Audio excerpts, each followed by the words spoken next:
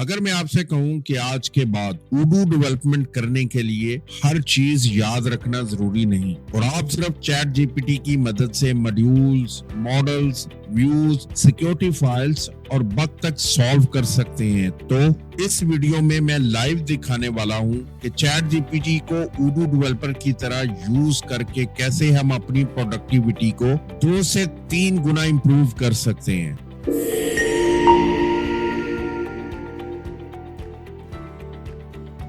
Hello दोस्तों, मैं हूं फरहान और अगर आप उडू डेवलपर हैं या उडू सीख रहे हैं तो ये वीडियो आपके लिए है। आज हम देखेंगे चैट जीपीटी से उडू मॉडल्स जनरेट करना, व्यूज और मेन्यू क्रिएट करवाना, सिक्योरिटी रूल्स लिखवाना, एग्जिस्टिंग कोड डिबग करना और एक कंप्लीट मिनी मॉड्यूल बिल्ड करना, सब कुछ प्रैक्टिकल डेमो के साथ। तो मैंने डेटाबेस में लॉगिन कर लिया है। सिंपल मैं एम्प्लॉय की एप्लीकेशन को ओपन करता हूं। ये हमारे पास ऑलरेडी टेस्टिंग डेटाबेस में एम्प्लॉयज हैं।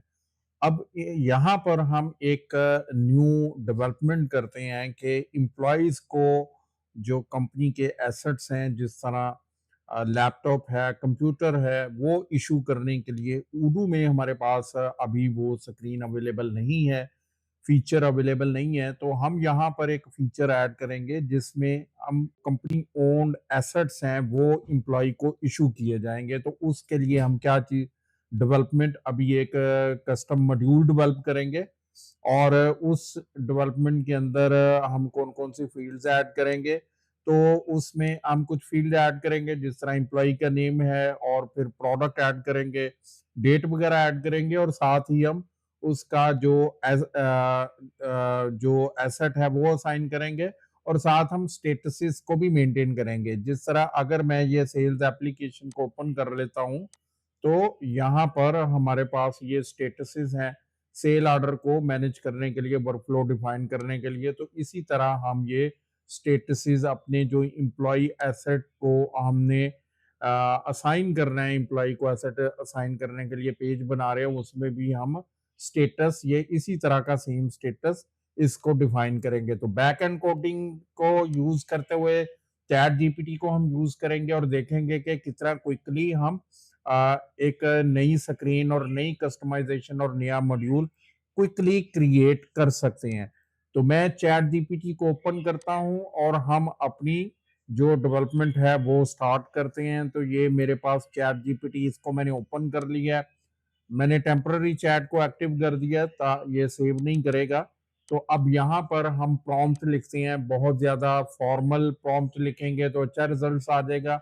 अभी मैं क्विकली जो मिनिमम जो माइंड के अंदर प्रॉम्प्ट आता है हम वो लिखेंगे और देखेंगे कि उसके थ्रू भी हम डेवलपमेंट कितना इजीली कर सकते हैं।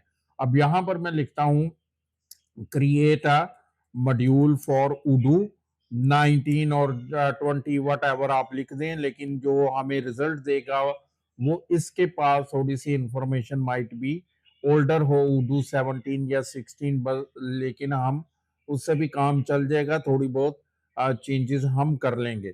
मॉड्यूल का नाम वो खुद रखेगा या फिर अगर आपने देना है तो मैं इसको लिख देता हूं कि मॉड्यूल नेम जो है वो इसका क्या रहेगा।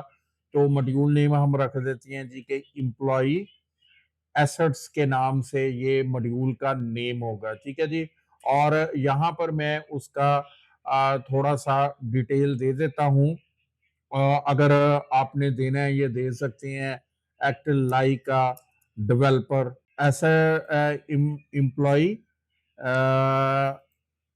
Asset assignment, employee asset assignment, for example laptop, vehicle. It will create a custom module, a custom model, custom model को क्रिएट कर, मॉडल नेम्ड, अगर नेम भी देना है तो हम उसको नेम भी दे देते हैं। लाइक मैं इसको दे देता हूँ एम्प्लॉय डॉट एसेट्स के नाम से, and create the following fields, ठीक है।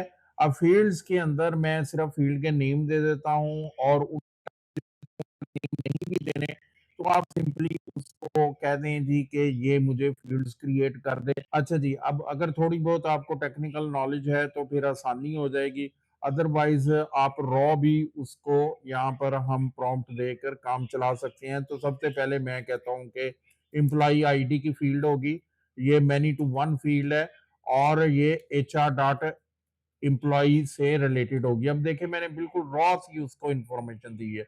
दूसरा मैंने कहा जी कि डेट की फील्ड दे दे और फिर उसको मैंने कहा जी कि उसके बाद मुझे एक स्टेट की फील्ड दे, हैविंग वैल्यूज ड्राफ्ट और उसके बाद अप्रूव्ड और उसके बाद इशूड और इशूड या फिर असाइंड और उसके बाद फिर लास्टली कैंसर भी इस तरह स्टेटस कर लेते हैं कि इम्प्लॉय ने इशू, इम्प्लॉय को इशू हुआ और उसके बाद उसने रिटर्न भी कर दिया है, तो ये रिटर्न आ गया। ठीक है जी।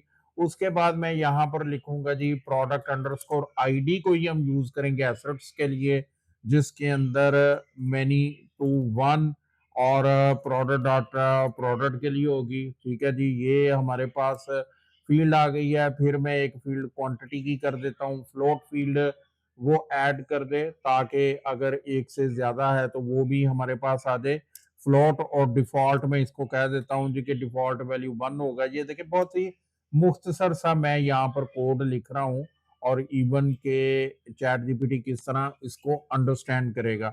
उसके बाद मेरे पास एक नोट की फील्ड हो, ये फील्ड्स है, अगर कुछ मजीद एक्स्ट्रा फील्ड्स भी ऐड करनी चाह रही हैं तो वो इसके अंदर हम ऐड कर सकते हैं। और फिर सबसे ऊपर जो है वो नेम फील्ड मैंने ऐड नहीं की, name field with auto sequence number. ठीक है, auto sequence number means name field को ऑटोमेटिकली सीक्वेंस असाइन हो जाएगा। मॉड्यूल का नाम मैंने दे दिया है employee underscore assets generate Python and XML full module code. ठीक है, ये भी मैंने लाइन लिख दी है कि मुझे सारा जो कोड है वो लिख कर दे। अब हम इसको इंटर कर देते हैं और देखते हैं कि हमें क्या ये रिजल्ट देता है। यहाँ पर एम्प्लॉय एसेट्स, ये उसने व्यू का कोड दे दिया है। उसने अब थोड़ा सा स्ट्रक्चर चेंज कर दिया है, तो ये व्यू का उसने कोड दे दिया। अभी तक कोड वो लिख रहा है, तो ये उसने व्यू का कोड दिया है, लेकिन पाइथन कोड वो किधर गया है जी? ये ऊपर मेरे पास पाइथन कोड आ गया। ये देखें उसने सारा कोड मुझे लिख कर दे दिया, सारा कोड लिख कर दे दिया। अब ये देखें कि आपने यहाँ से कॉपी पेस्ट कोड करना है और ये कंप्लीट मॉड्यूल हमारा क्रिएट हो जाना है। तो अब हम इसको कॉपी पेस्ट करके और देखते हैं जी कि ये कैसे काम करेगा। तो मैं यहाँ पर पाइचैम के अंदर आ जाता हूँ। तो पाइचैम विंडो को मैंने ओपन कर लिया और यहाँ पर मैं टर्मिनल को ओपन करता हूँ। टर्मिनल को ओपन करने के बाद पहले मैं इसका वर्चुअल इन्वायरमेंट इसको मैं एक्टिव कर लेता हूँ। ये वर्चुअल इन्वायरमेंट मेरे पास एक्टिव हो गया है। उसके बाद अब ये मॉड्यूल को हम क्रिएट कर लेते हैं। मैंने लिखा है जी, पाइथन लिखा है उडू डैश बिन और मैंने स्कैफोल्ड दे दिया है। अब यहाँ पर मॉड्यूल का नाम देना है, जो कि हमने कहा था जी कि एम्प्लॉय एसेट्स के नाम से मॉड्यूल क्रिएट करते, एम्प्लॉय एसेट्स। तो मैं यहाँ पर एम्प्लॉय एसेट्स ही दे देता हूँ, एम्प्लॉय अंडरस्कोर एसेट्स मैंने दे दिया है।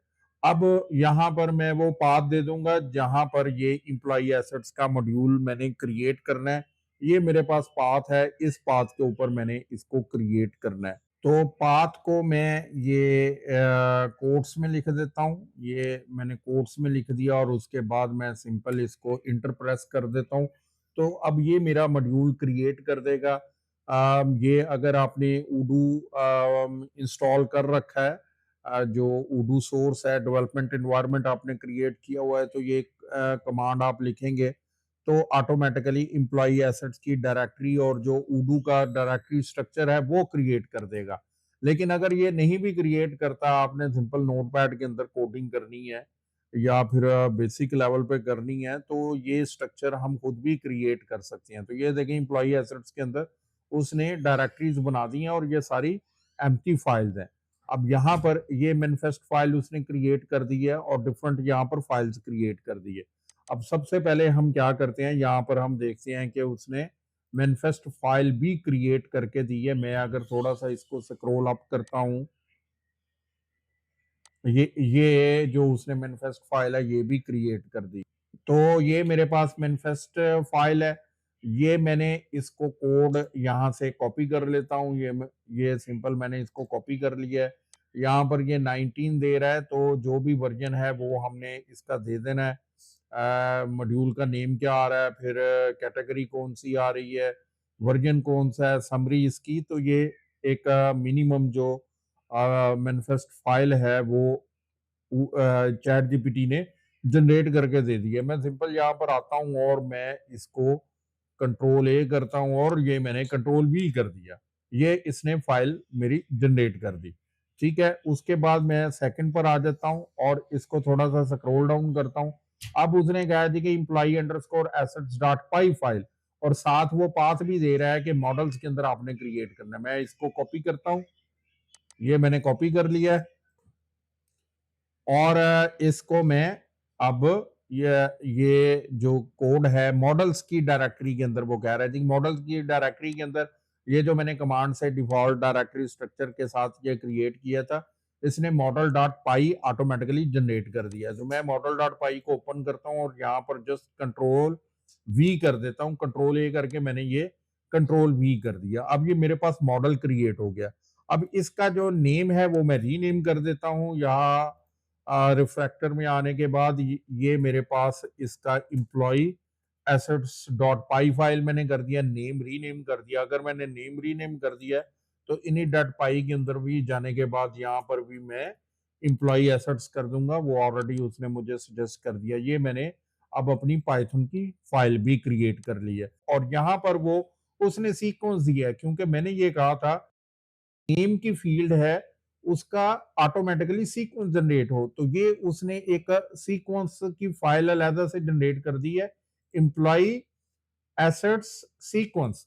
अब ये कहां पर वो कह रहा है, डाटा की डायरेक्टरी के अंदर। यूजुअली जो सीक्वेंस वगैरह होता है वो डाटा जो डायरेक्टरी है उसके अंदर होती है। तो मैं इसको कॉपी कर लेता हूँ फाइल के नेम को एज इट इज और अपने पाइचैम के अंदर आ जाता हूँ। अब यहाँ पर जो डिफॉल्ट मेरे पास मॉड्यूल उडू ने क्रिएट करके दिया था ये स्कैफोल्ड कमांड के साथ, उसने ये मुझे जनरेट करके नहीं दिया। तो मैं यहाँ पर राइट क्लिक करता हूँ और न्यू करके और इसकी जो डायरेक्टरी है वो एक और डायरेक्टरी क्रिएट कर लेता हूँ और इसका नाम डाटा रख देता हूँ। ये सिंपल डाटा मैंने किया और यहाँ पर डाटा पे क्लिक करके न्यू, और फिर मैं यहाँ पर फाइल क्रिएट करता हूँ। एक्सएमएल फाइल है, ये मैंने एक्सएमएल फाइल का नेम दे दिया है और उसके बाद मैंने इंटरप्रेस कर दिया है और फिर मैं वापस आ जाता हूँ यहाँ पर चैट जीपीटी के अंदर और ये मेरी सीक्वेंस फाइल का कोड है। यहाँ से मैं कॉपी कर लेता हूँ। ये मैंने कॉपी के बटन पर क्लिक किया, अब ये कॉपी हो गया और वापस मैं अब पाइचैम के अंदर आ जाता हूँ और यहाँ पर सिंपल मैं कंट्रोल वी कर देता हूँ। अब ये सीक्वेंस फाइल भी मेरे पास क्रिएट हो गई है। अब ये जो एक्सएमएल की फाइल क्रिएट हुई है इसका मुझे रेफरेंस भी देना है मैनिफेस्ट फाइल के अंदर। तो ऑलरेडी जो चूंकि मैं चैट जीपीटी को फॉलो कर रहा हूँ तो ऑलरेडी उसने मैनिफेस्ट फाइल के अंदर ये सेम फाइल नेम यहाँ पर दिया हुआ है, मेंशन किया हुआ है। अगर इसके अंदर कोई चेंज है, कोई आपने नेम चेंज कर दिया या फिर डायरेक्टरी का नेम चेंज है, तो अकॉर्डिंगली हम यहाँ पर भी चेंज कर देंगे। अदरवाइज अभी मैंने जो चैट जीपीटी ने दिया है वही मैंने उसके साथ रखा है। वापस चैट जीपीटी पर मैं आता हूँ और नेक्स्ट देखते हैं नेक्स्ट हमारे पास क्या है। अब नेक्स्ट वो कह रहा है जी I R model access dot CV. अब ये जो मॉडल हमने क्रिएट किया है एम्प्लॉई अंडरस्कोर एसेट्स, इसको हमने ऑथराइजेशन देनी है। तो मैं सिंपल इसको कॉपी कर लेता हूँ। ये कोड भी मैंने कॉपी कर लिया और वापस पाइचैम के अंदर आ जाता हूँ और यहाँ पर ये जो स्कैफोल्ड कमांड के साथ मैंने मॉड्यूल क्रिएट किया था तो इसने ये सिक्योरिटी फोल्डर के अंदर ये फाइल भी क्रिएट कर दी थी। तो अब इस फाइल पर मैं डबल क्लिक करता हूँ, ये ओपन हो गई है। सिंपल मैंने यहाँ पर कंट्रोल ए किया और कंट्रोल वी कर दिया है, कंट्रोल एस कर दिया, ये भी फाइल मेरे पास सेव हो गया। मैनिफेस्ट फाइल के अंदर अगर आते हैं तो यहाँ पर ये सिक्योरिटी फाइल भी यहाँ पर उसने दे रखी है। इसका भी रेफरेंस आ रहा है, तो ये फाइल भी हमारे पास इंक्लूड हो गई। तो नेक्स्ट चलते हैं जी चैट जीपीटी पर। तो मैंने चैट जीपीटी को ओपन किया। अब उसने employee assets underscore views dot XML के नाम से ये एक कोड क्रिएट की है। तो ये जो हमने मॉडल मैंने कहा था और उसी मॉडल के साथ इसने ये एक कोड जनरेट कर दिया है। तो मैं ये सारे कोड को कॉपी करता हूं, लेकिन कॉपी करने से पहले मैं फाइल क्रिएट कर लेता हूं। ये कहां पर वो कह रहा है, ये व्यूज के फोल्डर के अंदर कह रहा है जी। ये व्यूज के फोल्डर के अंदर आप जाकर क्रिएट करें। यहाँ पर मैं कंट्रोल सी कर लेता हूँ फाइल को और वापस पाईचैम के अंदर आ जाता हूँ और ये मेरा व्यूज का फोल्डर है, इसको मैं ओपन करता हूँ। ऑलरेडी मेरे पास उबुंटू की जो डिफॉल्ट कमांड है उसने दो फाइल जनरेट कर दी थी।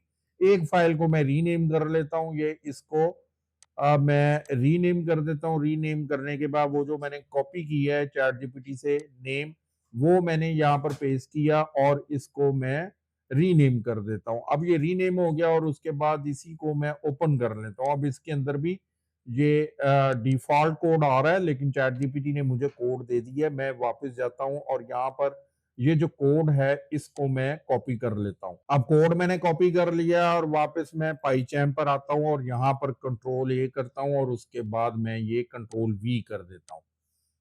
तो कंट्रोल वी किया। अब ये उडू ने ये जो चैट जीपीटी का कोड है, ये व्यू का कोड था, ये भी हमने कॉपी कर लिया है।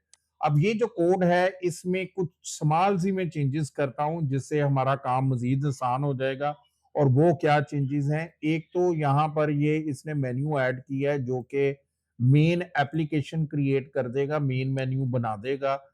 यहाँ पर अगर मैं अब डेटाबेस में आ जाता हूँ तो ये जो मेन मेन्यू है, एप्लीकेशन मेन्यू है, यहाँ पर ऐड कर देगा। जबकि मैं ये चाहता हूँ कि एम्प्लॉइज के मेन्यू के अंदर यहाँ पर एसेट असाइनमेंट्स या फिर एम्प्लॉय एसेट के नाम से यहाँ मेन्यू के अंदर आ जाए, यहाँ पर हम ऐड कर लेते हैं। तो उसके लिए सिंपल मैं काम क्या करूंगा कि एक तो सबसे पहले मैं ये सेटिंग्स के अंदर जाऊंगा और सेटिंग्स के अंदर जाने के बाद यहाँ पर हम इसका डेवलपर मोड जो है वो एक्टिव कर लेंगे।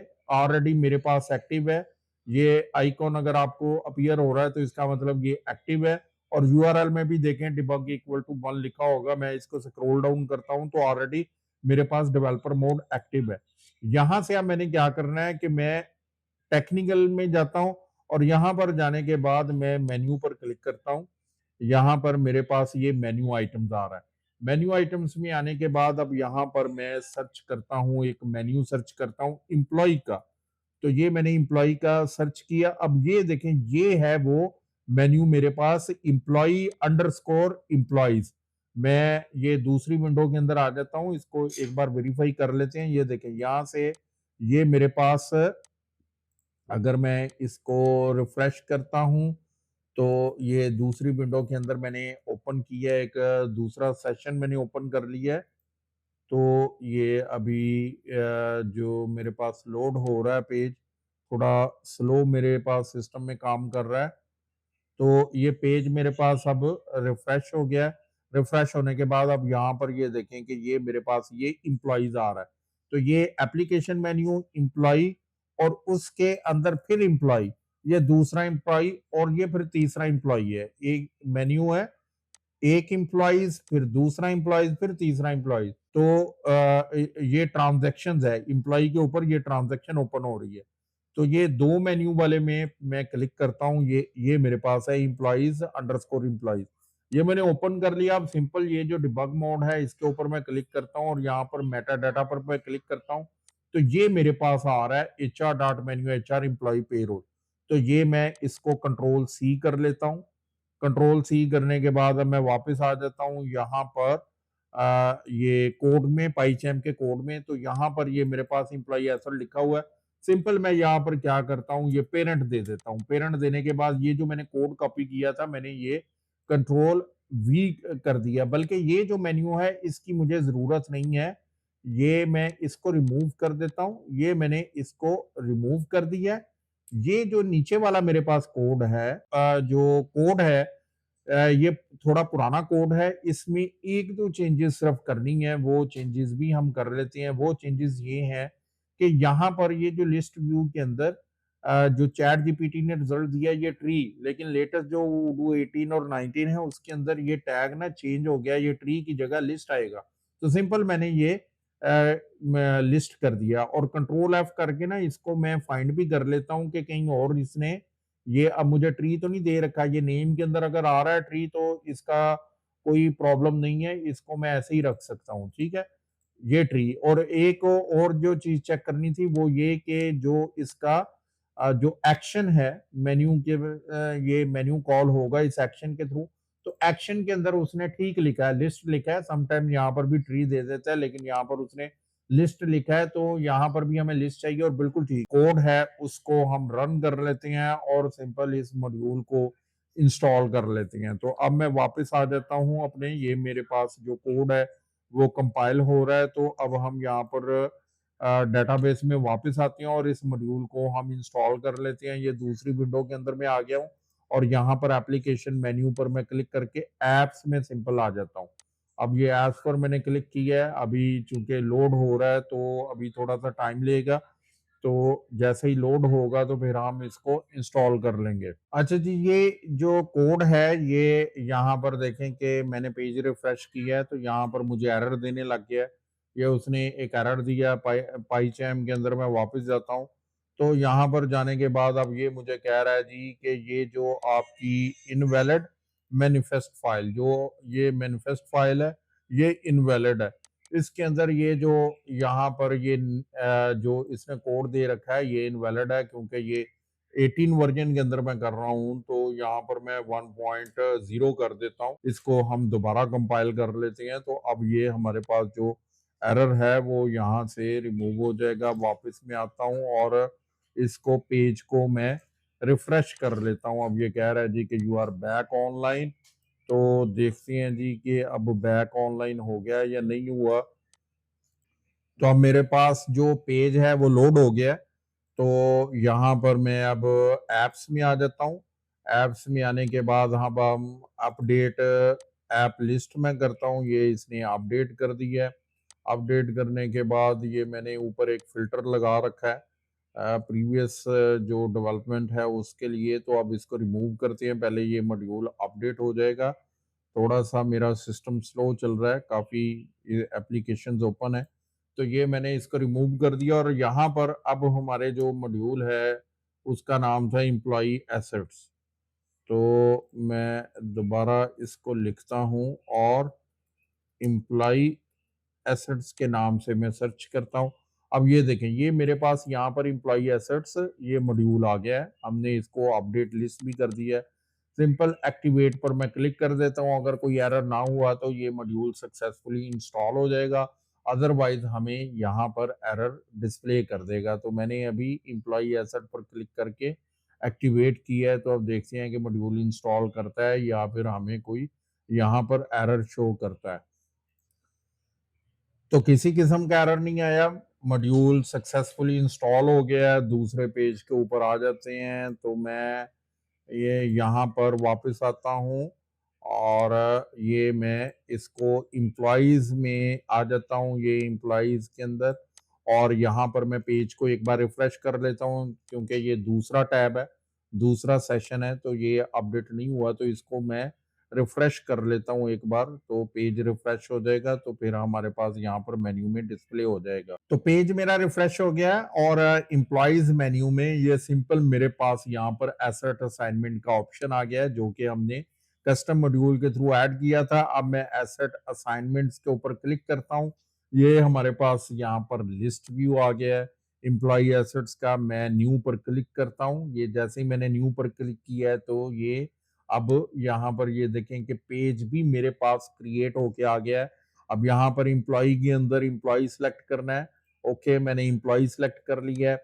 एसेट्स के अंदर यहाँ पर डिफरेंट प्रोडक्ट्स आ रही हैं, अगर मेरे पास यहाँ पर लैपटॉप के नाम से अगर है, अगर नहीं है तो मैं एक नई क्रिएट कर लेता हूँ। ये लैपटॉप आ गया, एक ही क्वांटिटी है, इस डेट के ऊपर हम इसको इशू कर रहे हैं और यहाँ पर the laptop is being issue.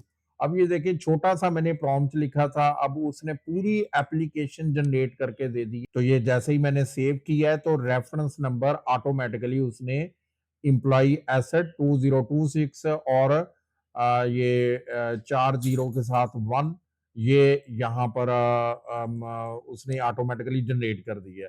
Approval workflow भी क्रिएट कर दिया है। मैं अप्रूव पर क्लिक करता हूँ, जैसे ही अप्रूव पर क्लिक किया ये देखिए अप्रूव के ऊपर चला गया है।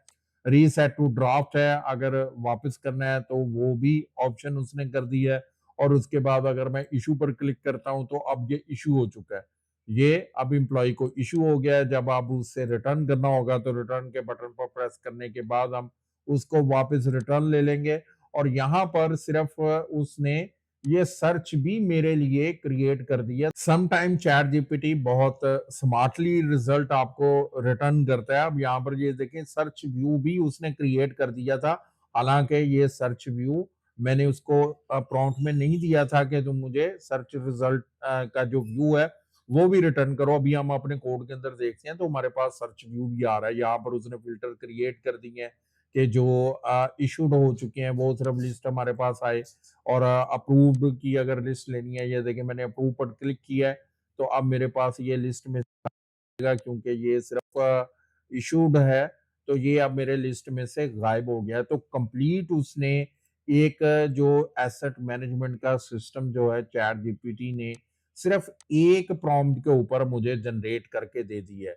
अब आप भी एक एप्लीकेशन जनरेट करें चैट जीपीटी के थ्रू। अगर आप उर्दू डेवलपमेंट सीख रही हैं तो चैट जीपीटी आपका बेस्ट लर्निंग पार्टनर बन सकता है। अगर आप चाहते हैं कि मैं चैट जीपीटी की मदद से ऐसे और भी मॉड्यूल्स डेवलप करना आपको सिखाऊं तो कमेंट सेक्शन में लिखें code with chat GPT. Video पसंद आई हो तो लाइक करें, शेयर करें अपने दोस्तों के साथ जो उर्दू को लर्न करना चाहते हैं। चैनल को सब्सक्राइब करें और बेल आइकॉन को जरूर प्रेस करें ताकि जब मैं अगला वीडियो अपलोड करूं तो आप तक सही टाइम पर पहुंच जाए। तो मिलते हैं अगले किसी वीडियो में, तब तक अपना बहुत ज्यादा ख्याल रखें और सीखते रहिए।